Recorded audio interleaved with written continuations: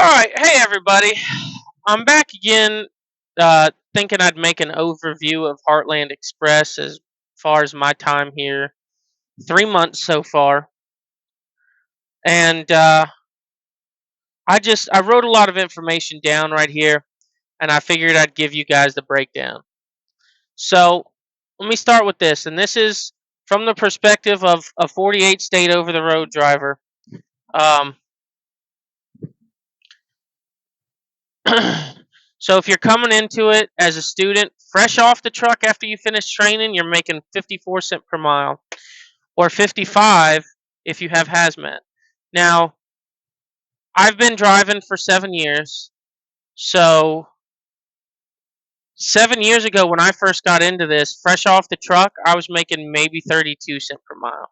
So you're making a lot of money right now, even compared to like back then, what your trucking experience is going to be. It took me over a year to clear over $1,000 in a week when I was driving.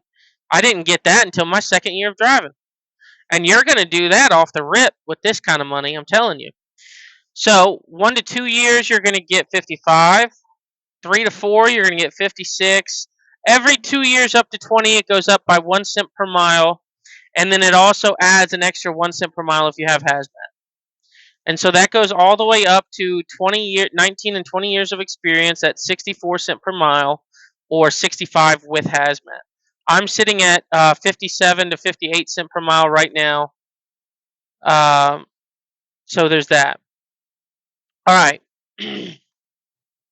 So all of our trucks have an Isaac e-log system, and that does have a truck routing, truck GPS built into it that's fairly decent.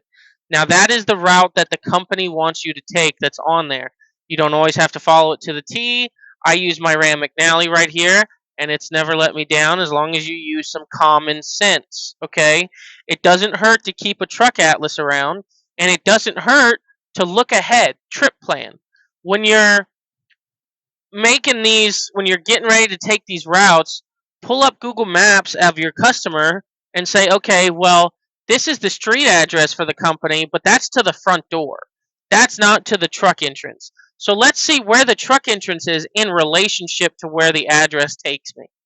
And you look that up on Google Maps, satellite view or street view or whatever you want to use, Google Earth, anything, and that'll help you a lot. Um, and sometimes you can even find a little bit of parking doing that. So I've learned a couple of things. Heartland Express does have some regional, some dedicated, but they also have salaried positions. And that is, I know at least in the Memphis area, they have some salaried positions. They've some in the Atlanta area, and some in several other areas as well. I think maybe Carlisle being one of them, Carlisle, Pennsylvania.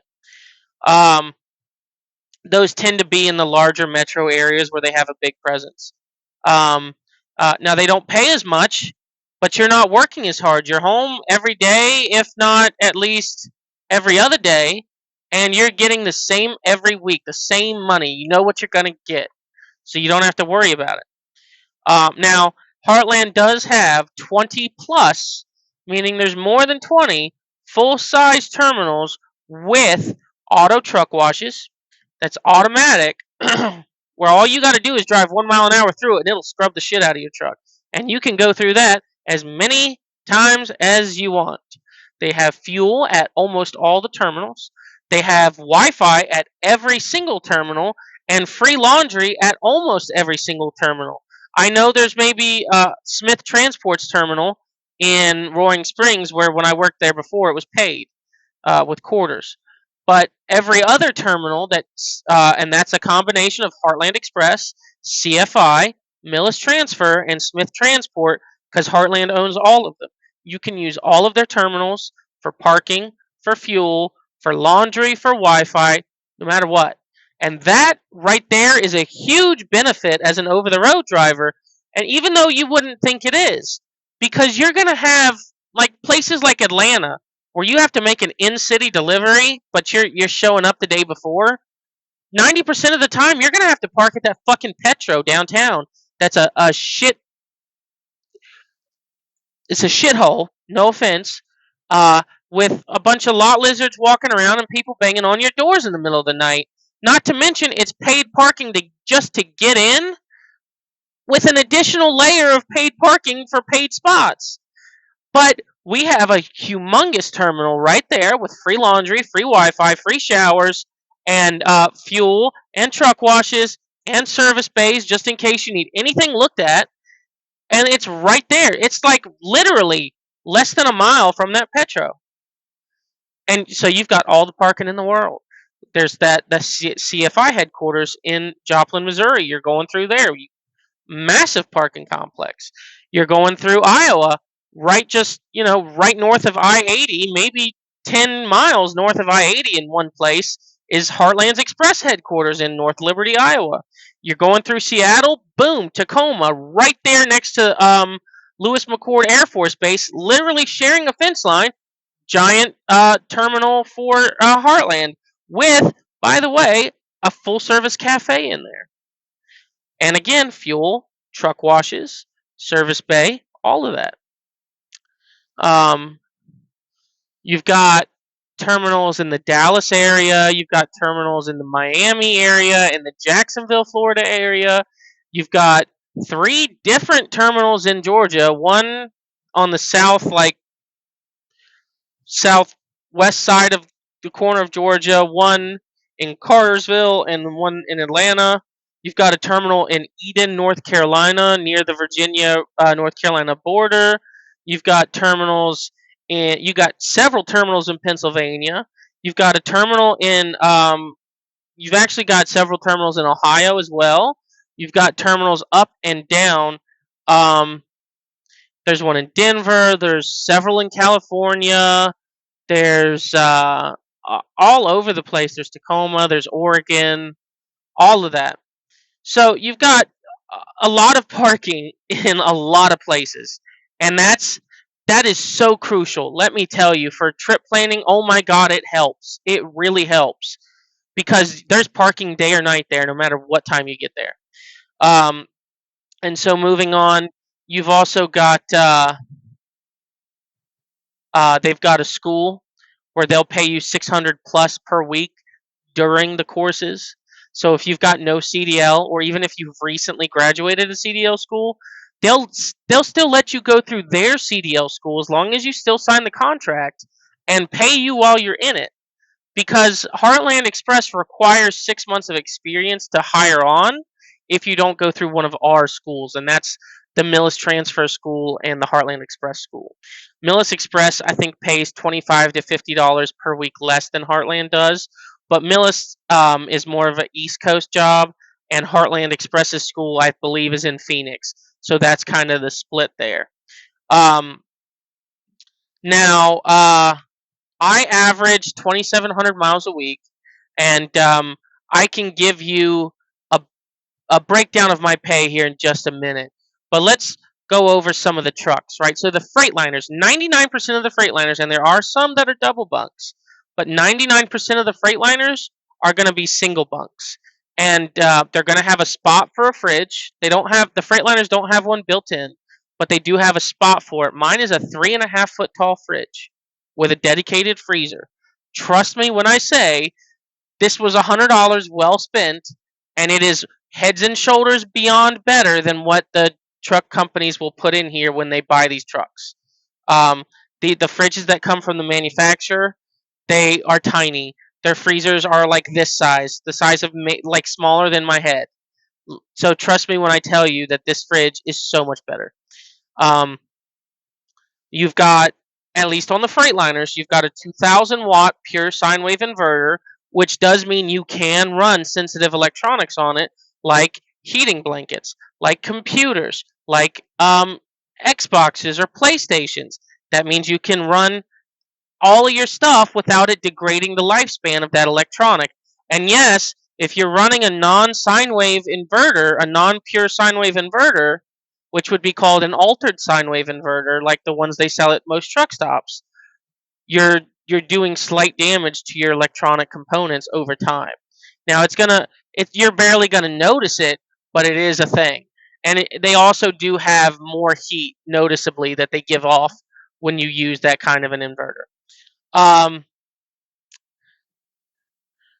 our Kenworths, the red Kenworths, come with fridges, right? They come with LED headlights built in from the factory, all of that. Okay.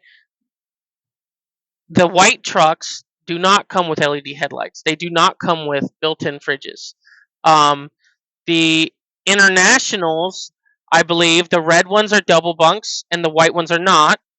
But some of those come with a spot for a fridge as well. Some of them don't. But that cabinet is only 4 bolts, and you can take that right out. Trust and believe. Um, now, the all the trucks except for the Freightliners run Cummins engines. The Freightliners run Detroits for obvious reasons. The red trucks will idle. The white trucks have opti idle plus an electronic APU. So if I clicked that right now, I'm idling because it's over 80 degrees, and in all of the trucks they'll idle full stop period over 80 degrees. It'll idle, which is great.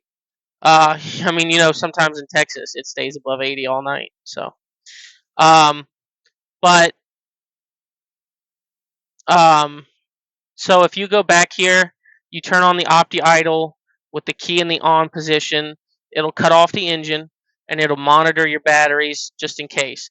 Your your air conditioner in the sleeper will work full blast, full bore. Your APU will, or your not your APU, your inverter will still run just fine. All your lights will work. Your radio's still going to be able to play if you want to listen to music while you're doing whatever. And that runs off of an extra set of deep cycle batteries that are in a box between the frame rails on both Freightliners and Internationals of the white variant. And in the Freightliners, you'll have a compressor and fan, or a condenser and fan, mounted on the top of the back of the cab. On the Internationals, it's located under the bunk with a vent where the side storage compartment would be on the passenger side.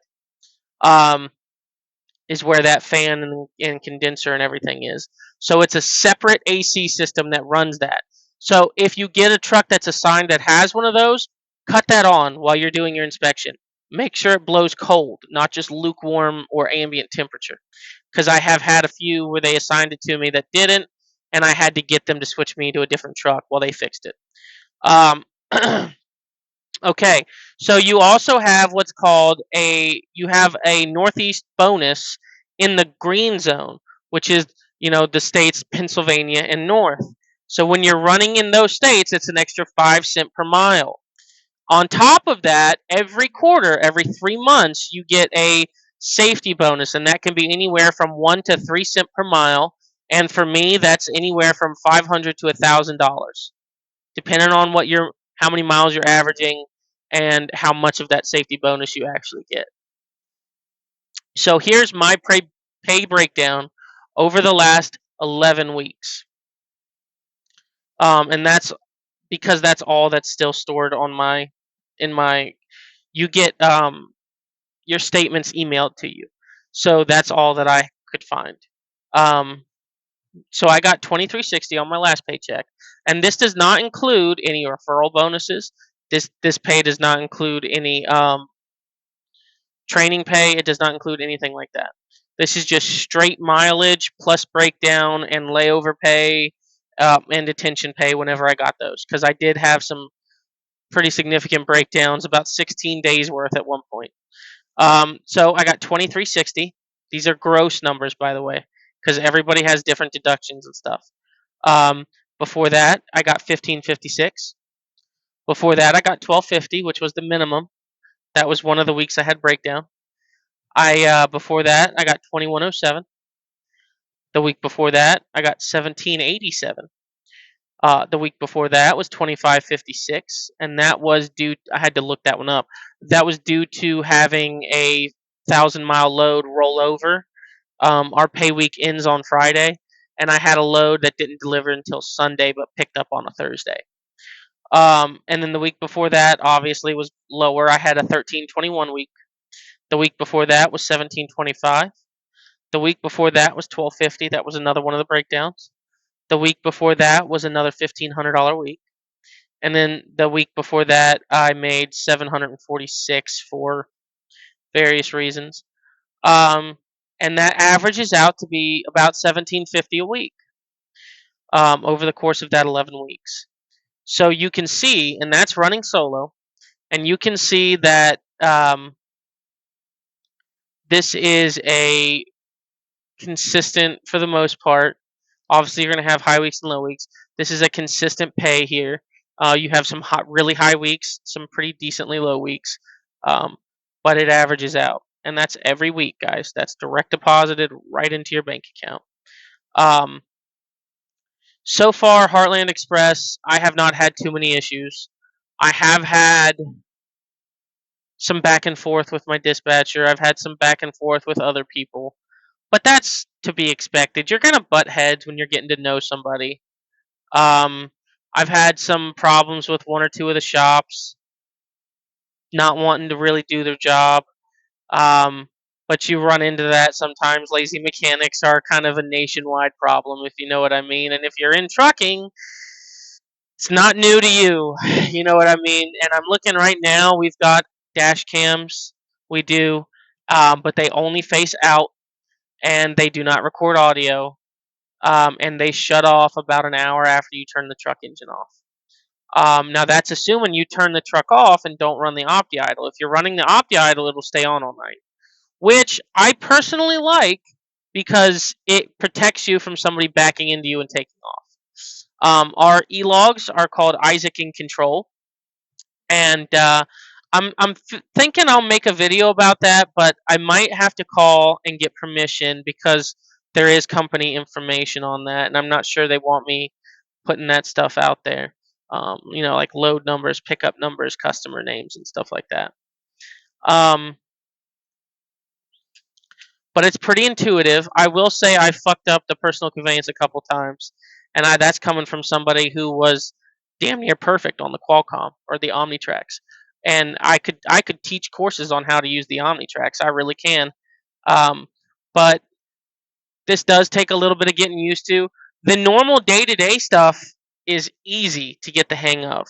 But sometimes remembering you have to go back and put yourself back into a certain log state, or you have to go through this menu to get into that menu, to go over here to check your recaps, or to go in that way and certify your logs. It can be a little bit confusing if you're older or you're not technologically savvy. They do not want you putting your own dash cam in the trucks, but if you have a GPS tablet that comes with one, they're not going to bitch at you. They do have pre-pass elite pass, and that has all of our tolls and all of the scale bypass. And our safety score is amazing because I've not gotten pulled in once in the last 3 months. Not once. Even when I was slightly overweight, I still got the green light, and the scale was open. So it's pretty nice to drive a Heartland truck and then be able to bypass almost every scale. Every truck that I've been in, and that's three Freightliners, and an international now because Swift likes to hit me, and I'm not even kidding. Swift. All of our trucks that I've seen have a trolley brake, the trailer brake handle right here, which is very helpful if you're an experienced driver and your trailer starts to get out from behind you on a snowy or wet road. You give that a good few taps without hitting your brake pedal, and it'll pull your trailer right back in behind you to keep you from jackknifing. All of our trucks, all the newer trucks, right, in the last 2 years, they all have the Air Kingpin release. Every truck that I've been in so far has, at a minimum, the interaxle lock, not the differential, the interaxle lock, and they've got an air slide kingpin and the suspension dump.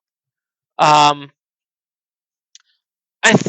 do believe all of our radios still have the CD players on them on our trucks, in case you like CDs. Let's see. All of our trucks run dualies at Heartland, and they replace the drive tires at 730 seconds, and the steer tires at 10-30 seconds.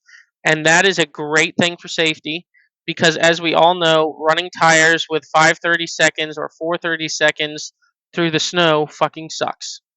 Now, speaking of the snow, I'm not sure all of you know this, but in the western half of the country, you are required to carry chains with you from some date to some date. And I believe it's like sometime in September through sometime in April. Um, and so you want to be carrying at least 7 chains, cables, and or tire socks, auto socks, because the one state that requires most of them 6 will do you fine, but the one state that requires 7 is Washington State, and I've seen a lot of companies get that wrong, even bigger companies, where Washington State requires 7 chains, not 5, not 6, 7, and they will put you out of service for it. But Heartland Express gives you plenty of chains, right? And they don't want you to use them. They'll tell you to shut down, and they'll either give you layover pay or your guaranteed pay, right? So yes, you're not going to make just a buku amount of money on a week where you have a weather shutdown, but no matter how long you sit there, you're still making at least $12.50 for a solo, $13.50 for a team driver. That's not horrible money. If that's one of your lower weeks, that's cool, man. You'll get more miles the next week, trust me. They're not going to fuck you. But these weather shutdowns are not optional. You don't have the option to ignore it if they send across a message that says, hey, all traffic from this interstate to that interstate in this area is shut down. That means you pull over now. And if you don't, there's a chance that your job could be at risk because safety is going to talk to you about that. Now, I know that they don't want you throwing chains every time chain law is in effect. They'd rather you go park somewhere and wait for chain law to be dissipated and then go over the pass, especially with like Snoqualmie on 90 and stuff like that over in California, all that across Wyoming. Everybody has seen those 20 truck pileups on I-80 in Wyoming every winter. Let's not act like FedEx and UPS drivers over here and end up in the ditch, all right, guys? But so Heartland would rather pay you to sit there and do that. Layover breakdown for 24 hours is $125, which is a great rate in the industry. Trust me, there are still people paying $50 a day if they pay it at all. I know some companies that I'm not going to mention that will not pay you layover pay at all, period, if you have a load assignment, even if it doesn't pick up for 2 days. Well, you have a load assignment. You're not laid over. That's not how that works. But they'll sit there and insist to your face that it's industry standard. Whatever, right? But that not here at Heartland. And if you're one of those people who's okay with driving nights, this is a great option for you. Because if they have to have you take a double break, that means you get up on your 10-hour and they don't have a load for you. They say, hey, take another 10 or 12-hour break, get a little bit of sleep if you can, and then we'll have a load for you to run tonight. They'll give you an extra $150 for that. That's called double break pay. If you run less than 500 miles over a weekend, they'll give you layover pay, $125. If you have a load that runs less than 200 miles, it's a $30 pay, and less than 100 miles, it's a $50 pay on top of those loads. They have multi-stop pay. They have all kinds of things. And these pays definitely help. Keep an eye on your paycheck because sometimes they're not automatic. And sometimes if you ask for layover pay and you had a layover and your dispatcher says, oh, it's either going to be layover or pay protect, then get back with them and say, no, this is layover. This is not pay protect because this was 24 hours waiting on a load, blah, blah, blah, blah, blah. Please make sure you add it to my paycheck. Because sometimes that pay protect, when they'll say, oh, we'll either give you layover or pay protect, they don't really think about that you're going to still make more than the minimum even though you had a layover. So that layover pay will, let's say you were going to make 1350 regardless of that layover, but you want to be paid for that wait time because it's part of your compensation package. That now you're going from 1350, or let's just say 1375 to round up easy.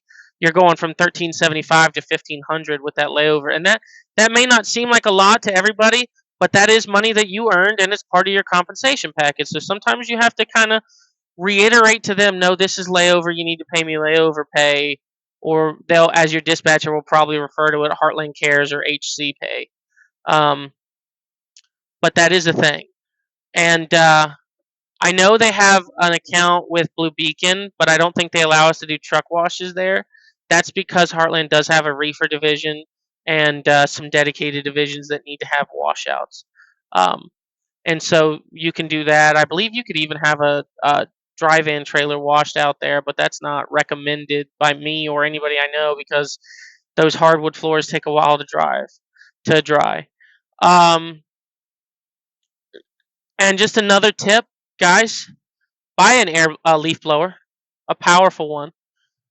It's going to save you a lot of time and sweat sweeping out trailers. Because sometimes you are going to get dirty trailers that need to be swept out. They do a lot of food grade stuff. And there is a lot of drop and hook here. I'd put it above 75% drop and hook rate. And 90% of the time, even when you do get a live unload, you're only there an hour, maybe two max. You're not sitting at these places for 8-10 hours. So that's great.